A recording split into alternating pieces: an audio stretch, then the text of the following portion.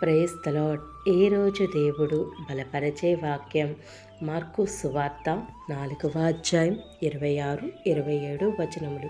మరియు ఆయన ఒక మనుష్యుడు భూమిలో విత్తనములు చల్లి రాత్రింపగళ్ళు నిద్రపోవచ్చు మేల్కొనుచునుండగా వానికి తెలియని రీతిగా ఆ విత్తనములు మొలచి పెరిగినట్లే దేవుని రాజ్యం ఉన్నది. అవునండి, దేవుడి సమయమందు తన చక్కని వాక్కు ద్వారా మనందరితో మాట్లాడుచున్న మాట. అవునండి, దేవుని వాక్యం విత్తనముతో దేవుడు పోల్చాడు. అవునండి, మనం భూమిలో విత్తనం వేస్తే అది మొలకెత్తి కొంచెంగా పెరుగుతుంది.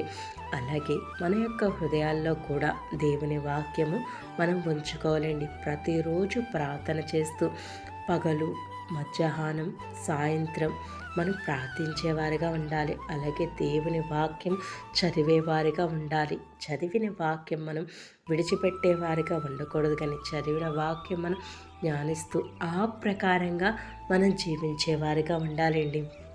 ఆ ప్రకారంగా జీవిస్తే గనక మొక్క చూడండి రోజు రోజుకి ఎలా పెరుగుతుందో అలాగే మన యొక్క ఆత్మీయ జీవితం కూడా అంతకంతకు అభివృద్ధి పరుస్తుంది. అలాగే చెట్టు ఎదిగి ఎలా ఫలాలిస్తుందో, ఎలా ఫలిస్తుందో అలాగే మనము కూడా దేవుని వాక్యము చదవడం ద్వారా ఆ ప్రకారంగా దేవుని వాక్యం గైకొని ఆ ప్రకారంగా నడిస్తే గనక మనం విశ్వాస జీవితంలో అంచెలంచెలుగా ఎదుగుతామండి. అలాగే అనేక ఆత్మీయవరాలు మనం పొందుకుంటాం. అలాగే పరిశుద్ధాత్మను కూడా మనం పొందుకుంటాం. ముఖ్యంగా నీవు ఈ లోకంలో ఎలా జీవించాలన్న దేవుని వాక్యం ఎంతగానో సహాయపడుతుంది.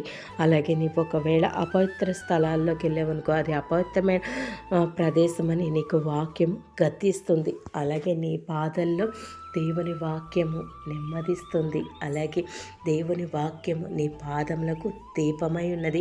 అలాగే దేవుని వాక్యం చదవడం ద్వారాగా తెలివి లేని వారికి అది తెలివినిస్తుంది, జ్ఞానం లేని వారికి దేవుని వాక్యం జ్ఞానం ఇస్తుంది.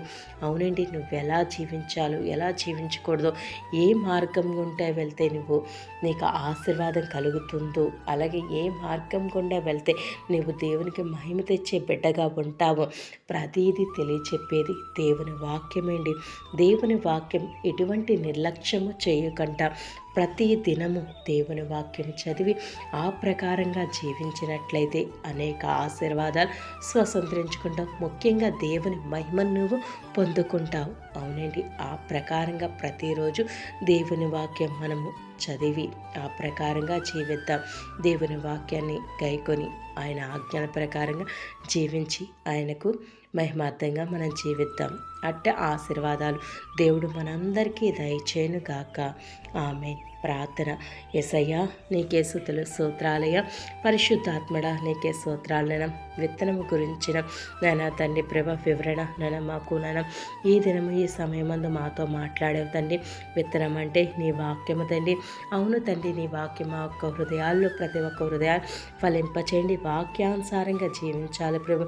మొదట నాయన మేము నాయన పరిశుద్ధ గ్రంథం ప్రతిరోజు ధ్యానించేవారిగా చదివేవారిగా ఆ ప్రకారంగా జీవించుటకు నీ ఆత్మ నడిపింపు శక్తిని సామర్థ్యాన్ని మా అందరికీ దయచేసి వాక్యానుసారంగా జీవించే కృపను ధన్యతను దయచేసి ప్రతిదినం ప్రతి క్షణము నేను నీకు మహిమ తెచ్చేవారుగా మేమందరం ఉండుటకు నీ కృపను దయచేయమని నేను ఈ సమయమందు ఏ బిడ్డైతే ఏ సమస్తో ఏ కలిమితో ఏ లేమితో ఏ బలహీనతో ఏ ఆర్థిక ఇబ్బందితో నాన్న తండ్రి ప్రభ కుటుంబంలో శాంతి సమాధానం లేకుండా జీవిస్తున్నారు ప్రతి ఒక్క బిడ పట్ల నీ అద్భుత కార్యము జరిగించి నీ నామానికే మహిమ ఘనత ప్రభావం పొందుకోమని యేసుక్రీస్తు పుణ్యనామంలో అడిగి వేడుకుంటున్నాము తండ్రి.